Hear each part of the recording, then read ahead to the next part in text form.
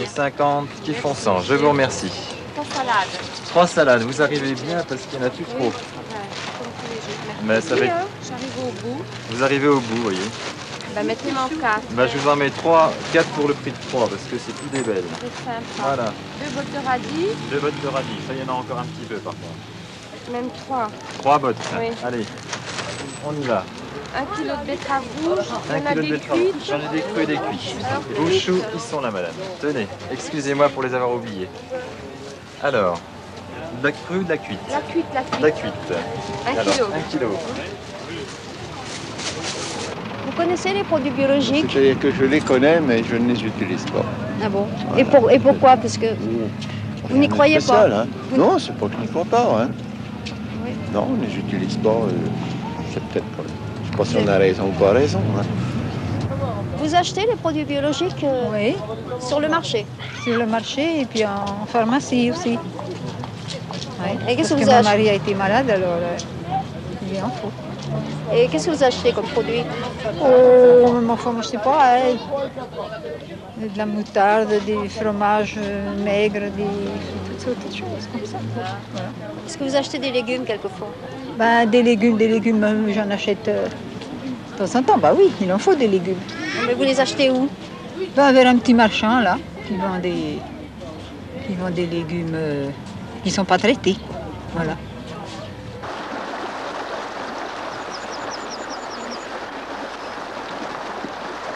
Vous avez toujours fait de la culture dite biologique, c'est-à-dire naturelle?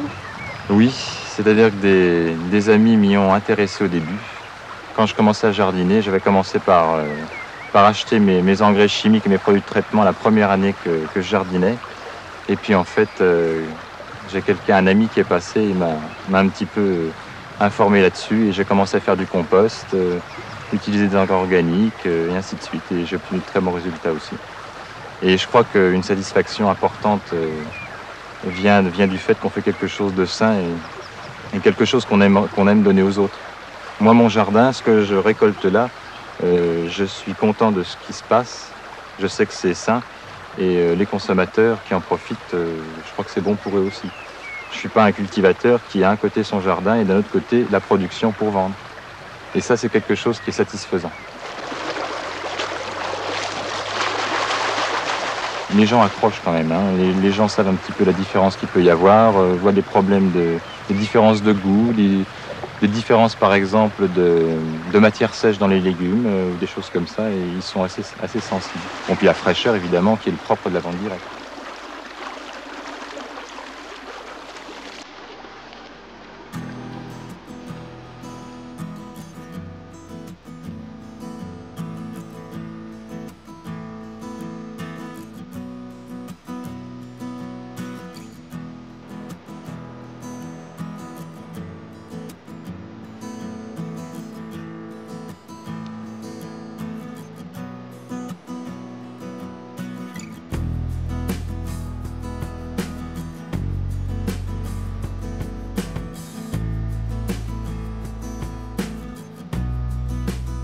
Ce terrain est destiné à être semé en carottes. Alors auparavant, j'ai préparé le terrain et j'ai laissé lever la mauvaise herbe que je brûle maintenant puisque comme je n'emploie plus d'herbicides, il faut bien trouver une solution pour se défaire de cette quantité d'herbe de toutes les sortes qui poussent à l'endroit où seront les carottes. Il faudra vraisemblablement repasser un peu un binage léger, un peu à la main, mais où la plupart des herbes auront été détruites par ce procédé. Ce système de brûlage thermique, là, qui est expérimenté sur une petite surface, avec une bouteille de gaz, on l'emploie aussi en grande culture, avec tracteur et une rampe organisée, et avec plusieurs bouteilles de gaz, et on peut faire une grande surface de la même manière. Dans cette serre, les deux principaux insectes qui m'ennuient en particulier sont les acariens, araignées rouges et autres, et pour les tomates, les mouches blanches. Par une meilleure étude de la fumure du sol et par une meilleure étude de l'hygrométrie, avec un arrosage judicieux, j'arrive particulièrement à bien me défendre des insectes qui pullulaient auparavant. J'étais amené à employer de plus en plus des produits assez dangereux, sans abuser bien sûr, mais il y avait tout de même ce risque. Et au bout de quelques temps, l'un de mes fils me dit, écoute papa, si tu ne t'arrêtes pas, on ne travaillera plus avec toi. Alors bien entendu, je n'ai pas tellement bien accepté tout de suite cet ultimatum, mais j'ai bien été amené par le raisonnement à considérer que mes fils avaient raison de voir la chose de cette façon. Je ne fais pas au sens propre de culture associée dans le sens où on l'entend généralement, mais je le fais quelquefois sans le savoir. Et à titre d'exemple, l'année dernière, j'ai cultivé des céleris raves, dont on sait bien que la principale maladie, le principal handicap, c'est la septoriose.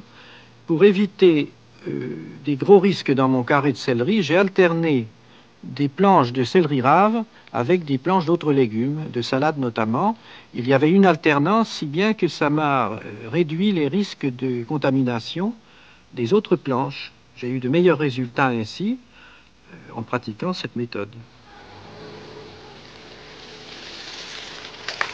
Nous avons eu l'occasion de travailler dans notre groupement, le GABI, le groupement des agriculteurs biologiques de Lyon, où nous mettons en commun nos résultats et nos espoirs, nos échecs quelquefois, mais surtout où il est agréable de travailler avec l'aide de notre technicien, M. Lefebvre, qui fait tout ce qu'il peut pour nous venir en aide à tout le monde. Et c'est vraiment un climat de travail agréable et réconfortant. Et donc tu vas pouvoir disposer du panneau pour le mettre sur le marché ou bien ici très bien. À la ferme. Très bien. La Chambre d'agriculture de Lyon s'intéresse aussi à l'agrobiologie. Alors oui, effectivement, dans Lyon, donc depuis 78, disons, grâce un petit peu à la compréhension des élus et des responsables des organisations professionnelles du département, la Chambre d'agriculture de Lyon mène une action en faveur de ce type d'agriculture qu'est l'agrobiologie. Alors donc à la fois dans Lyon et aussi maintenant un petit peu en Bourgogne, ce type d'agriculture commence à être reconnu officiellement et les agriculteurs commencent à bénéficier un petit peu de conseils techniques. Mais j'ai le regret de constater que je suis encore seul actuellement en France, attaché à une telle structure. Et dans les autres départements, actuellement, les agriculteurs qui veulent faire une démarche vers une recherche d'alternatives agricoles aux produits de synthèse doivent encore se débrouiller un peu seuls, quoi.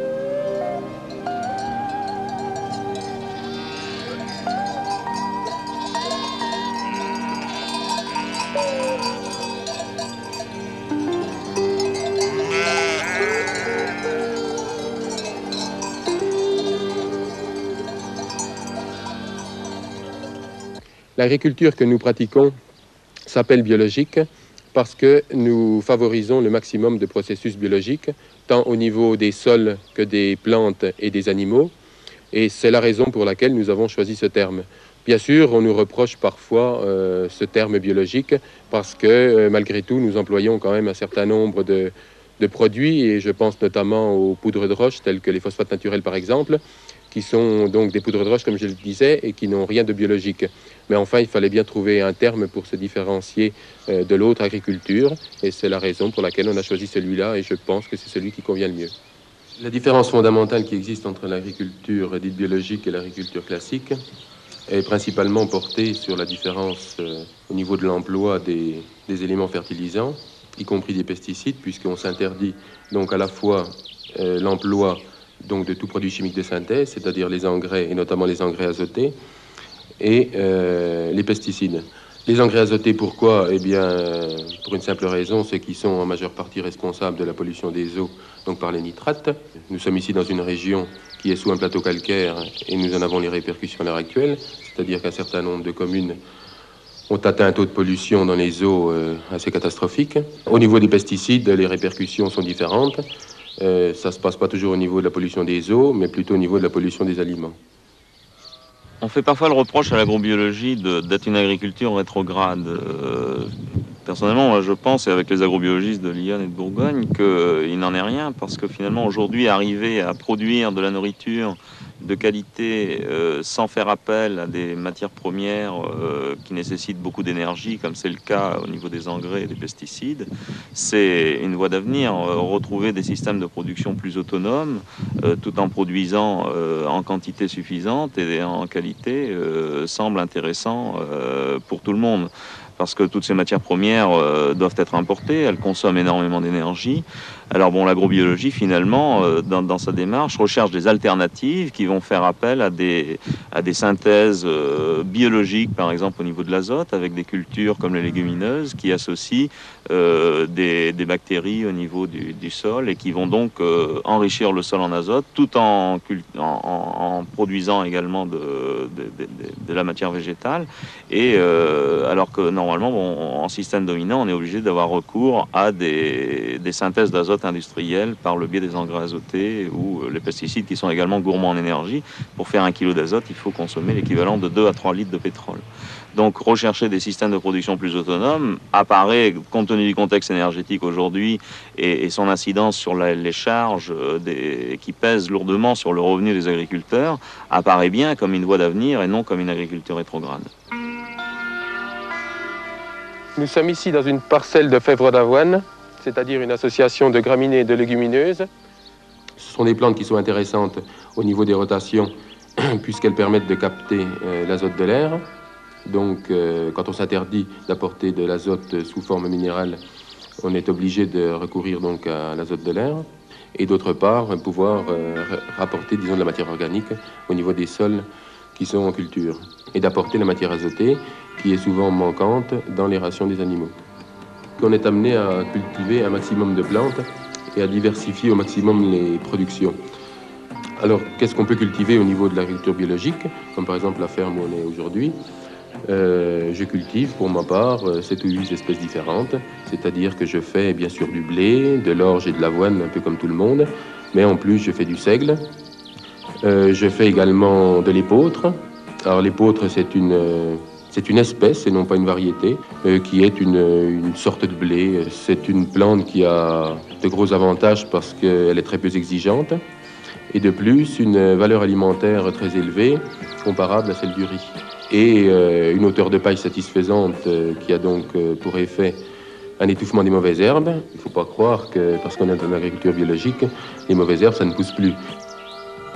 On a tendance aujourd'hui à cultiver des blés qui ont de très mauvaises valeurs boulangères, tandis que nous, on essaie, étant donné qu'on fait des pains au levain, donc d'avoir des blés de très bonne valeur boulangère. Ces blés ont en général des rendements quand même un peu plus faibles. Il est très facile d'avoir une prime de qualité. Et les boulangers, enfin, qui sont les transformateurs, en général, en sont très satisfaits.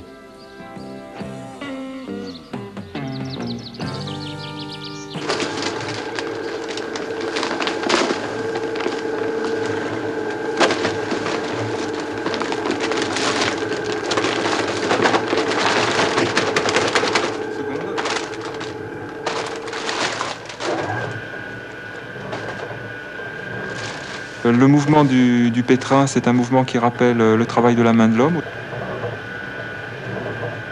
Ce pétrin est étudié pour introduire le moins possible d'oxygène dans la pâte afin d'obtenir une pâte très ferme, favorable à la fermentation du levain.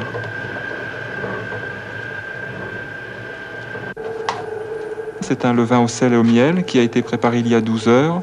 Ce levain est fabriqué au tomber du soleil. Il se lève à partir d'1 heure du matin et il est prêt à être utilisé au lever du soleil, c'est-à-dire entre 6 heures et 10 heures du matin.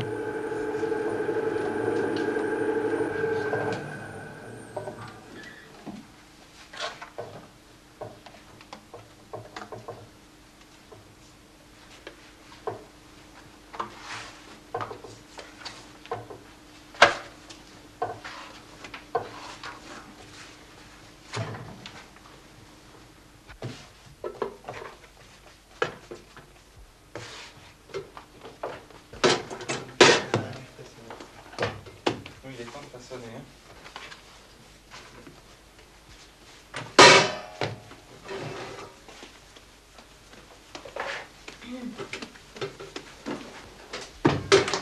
Nous sommes très attachés à la qualité biologique des farines, ainsi qu'à leur mouture. On utilise des farines qui proviennent de champs cultivés selon des méthodes de culture biologique, avec des garanties de cahier des charges.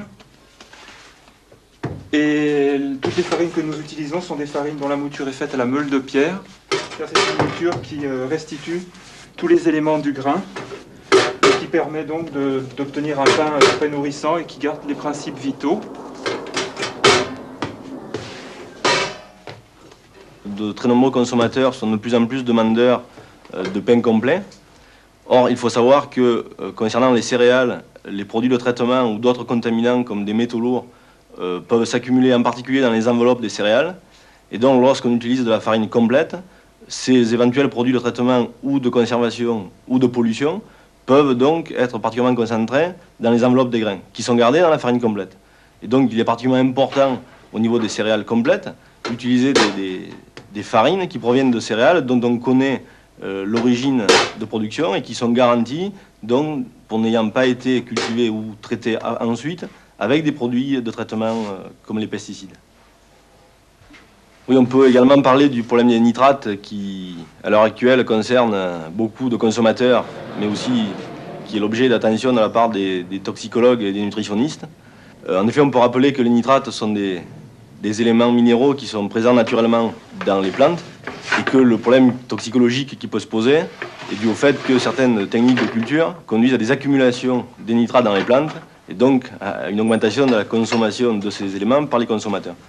On peut juste rappeler que la toxicité des nitrates est essentiellement due à leur transformation en nitrites, soit avant leur consommation, soit dans l'organisme, lesquels nitrites peuvent être à l'origine de méthémoglobinémie, c'est-à-dire un empoisonnement chez les nourrissons, ou sont fortement suspectés d'être à l'origine de la synthèse de nitrosamines, qui sont des produits hautement cancérigènes.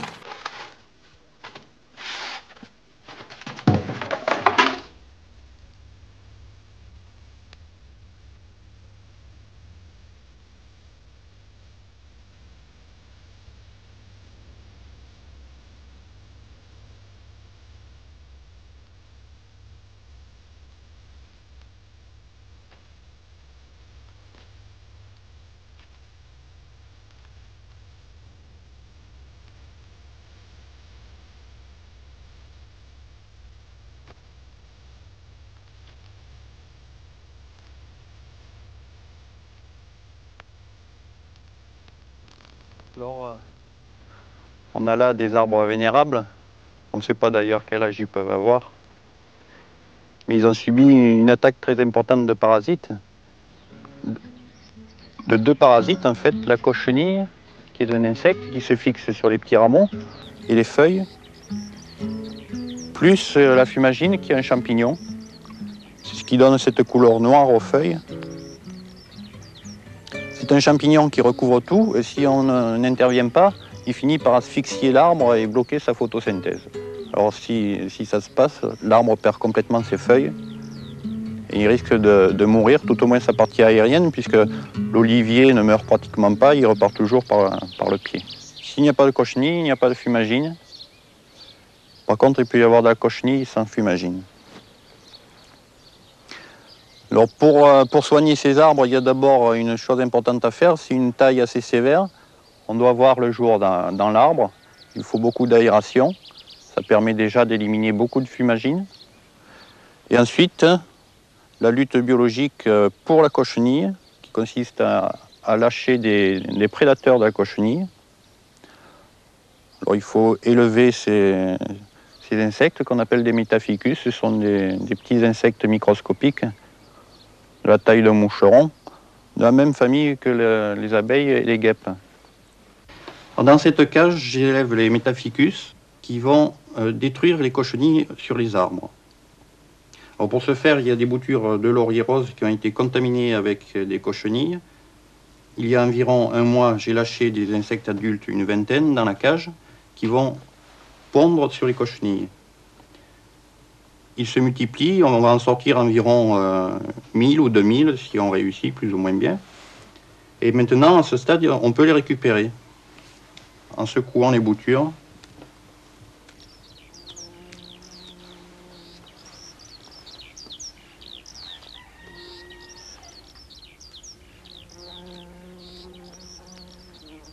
Et sur les feuilles se développe Un champignon, d'une part, c'est ce qui donne la couleur noire aux feuilles. Et une cochenille, qui est en général sur les petits rameaux, c'est un insecte qui est fixé à l'état adulte sur les branches. Il ne se déplace plus. On peut reconnaître les cochenilles parasitées au fait qu'il y a un petit trou dans la carapace. C'est le trou de sortie du Metaficus qui s'est développé à l'intérieur. Car chaque femelle de Metaficus pond un œuf dans une cochenille. Cet œuf éclot, la larve de Metaficus se développe dans la cochenille en la mangeant. Alors la femelle de Metaficus pond environ 300 œufs, ce qui permet avec 2 ou 3 insectes de traiter un arbre. Gabriel Gay, quels sont les effets nocifs des insecticides? Ils sont nombreux, mais enfin, je vais vous parler principalement de l'effet sur l'environnement. Les insecticides détruisent, en principe, s'ils sont bien employés, les insectes qu'on vise, mais ils détruisent ou perturbent également un certain nombre d'insectes utiles dans l'environnement de la parcelle ou du verger. Notamment les coccinelles, les vers de terre, enfin même les petits rongeurs, sont plus ou moins chassés ou détruits par les insecticides. Et petit à petit, on en arrive à une escalade, c'est-à-dire que tous ces animaux qui avaient un rôle utile, donc n'existant plus, les nouvelles attaques d'insectes sont de plus en plus violentes, ce qui entraîne une escalade dans l'emploi des traitements. On augmente les cadences, on augmente les fréquences, on augmente les doses, et on change de produit de plus en plus souvent. Mais c'est une lutte sans fin et il y a d'autres méthodes pour éviter l'emploi systématique des insecticides. C'est ce que nous faisons en agriculture biologique. Qu'est-ce qui nous prouve que les produits que vous garantissez sont vraiment biologiques? Vaste question. D'abord, je vais parler des garanties que nous apportons. Elles sont basées sur un engagement par contrat de l'agriculteur à respecter notre cahier des charges et sur un contrôle.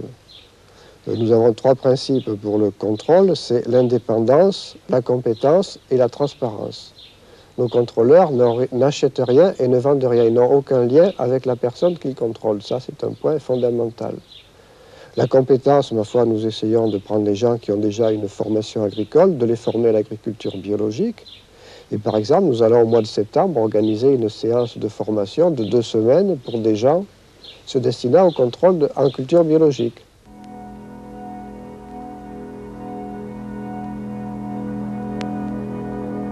Au départ de la végétation actuelle, je suis en train de faire un traitement à base de bouillie cuprique, c'est-à-dire un produit à base de cuivre, de soufre, une association également d'oligo-éléments comme le bore, le molybdène, le zinc, des éléments qui sont nécessaires à la végétation en vue de contrer les maladies cryptogamiques de la vigne comme le mildiou, les rhinoses. Et à la différence des produits employés par certains collègues, disons produits chimiques, ces produits-là sont issus de produits naturels, ne contiennent aucun produit de synthèse et surtout ne sont pas systémiques, c'est-à-dire qu'ils ne sont pas véhiculés par la sève. Par un temps actuel pluvieux, je suis obligé de renouveler les traitements qui sont lessivés par les pluies. Le terrain, c'est la base de l'agriculture biologique, mais il faut conserver au terrain un équilibre pratiquement le plus parfait possible. Et dans ce sens-là, il faut employer beaucoup de matière organique, de compost, pour avoir une faune microbienne assez intense en vue des transmutations au niveau des racines. Les sarments de vigne, en plus, sont restitués à la vigne, sont gyrobroyés.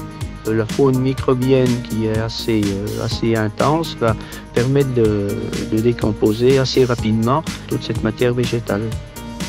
Si on a un sol qui est sain, qui est bien équilibré, il y aura beaucoup plus de défense, il sera beaucoup mieux armé contre les maladies et contre les insectes qu'un sol qui est déséquilibré.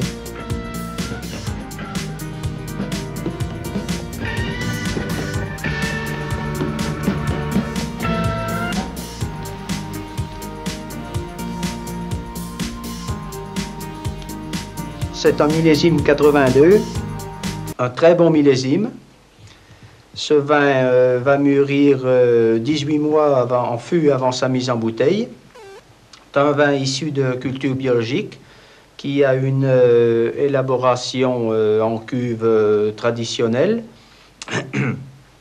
et qui a subi un minimum de chaptalisation avec une teneur en soufre de 10 mg par litre, avec une tolérance norme française de 2 grammes.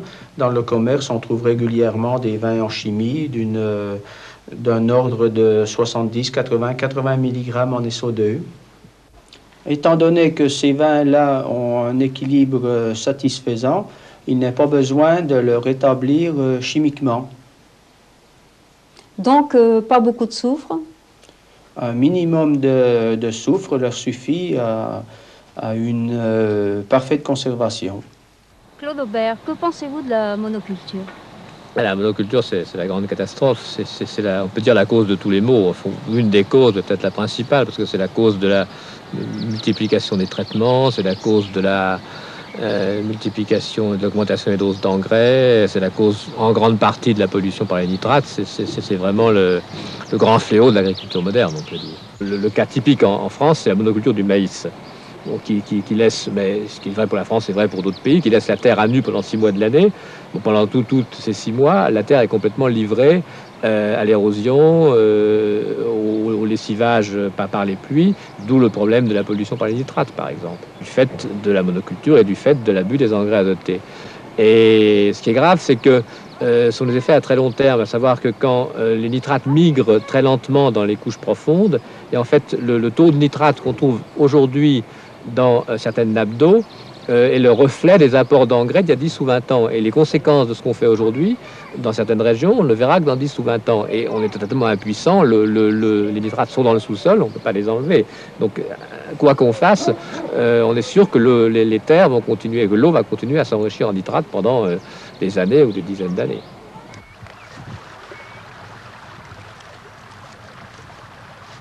Luc Risetti, vous avez toujours été maraîcher? Bien oui, c'est mon métier. Je l'ai toujours eu. Et enfin, j'ai fait des études agricoles pour ça. Mais mes parents ne sont pas issus de milieu agricole. Ce qui ne m'a pas empêché d'aimer ça et de le faire. Déjà, j'ai commencé par un jardin familial. Et puis, ça m'a passionné. Et puis, je continue maintenant, toujours. Je suis agriculteur depuis la fin de mes études. Et nous sommes dans le métier depuis plusieurs générations. Et ici même dans ce domaine depuis plusieurs siècles, où nous pratiquons de la polyculture, c'est-à-dire de l'élevage bovin et des céréales. Vous avez toujours été maraîcher?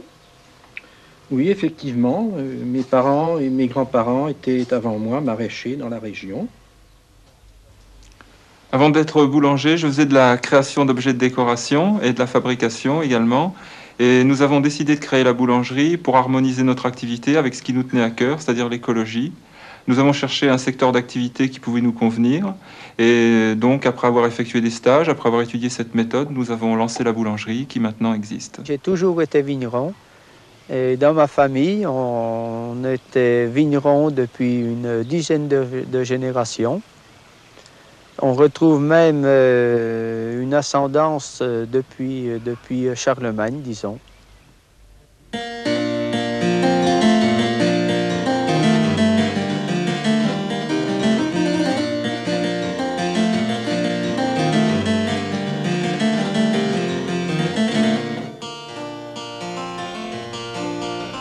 C'est votre passe-temps favori? Oui, surtout après une journée de tracteur, par exemple, pour me remettre les oreilles en place. Et vous avez toujours été agriculteur? Non, ça fait 6 ans que j'ai commencé. Mais j'ai quand même toujours été dans le milieu agricole. Je suis né et j'ai grandi à la campagne. C'est d'ailleurs par goût que j'ai choisi ce métier, enfin cette voie, puisque j'ai fait d'abord des études agricoles. Et j'ai commencé à travailler toujours dans le secteur agricole, en coopération, en Afrique et à Madagascar. C'est là où je me suis rendu compte, devant la réalité de beaucoup de problèmes, et en particulier des problèmes écologiques, et des problèmes de relations du tiers-monde avec les pays riches.